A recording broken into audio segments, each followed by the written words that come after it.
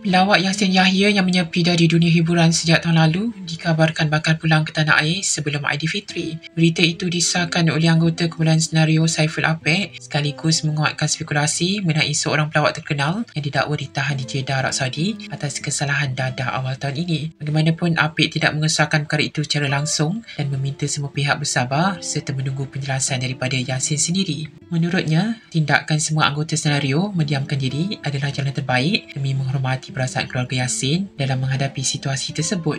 Dari maklumat keluarga, difahamkan Yasin akan pulang sebelum Aidilfitri ini. Kami berdiam diri kerana menghormati keluarga. Alhamdulillah, kami lega dapat tahu dengan lebih jelas apa yang berlaku. Saya tak kisah orang nak cakap saya berat sebelah atau sengaja nak cover line. Tapi apa yang boleh saya katakan, Yasin mungkin tidak pandai mana, tapi dia juga tidak bodoh. Di Arab Saudi, jika terbabit dalam kes seperti ini, hukumannya hudud, iaitu dibunuh.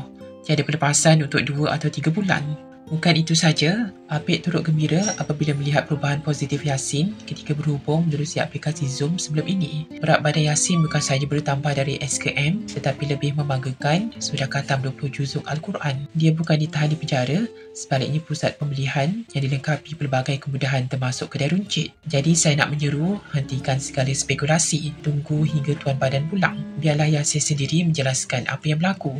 Tiada perkara terjadi secara kebetulan dan saya gembira dengan perubahannya itu.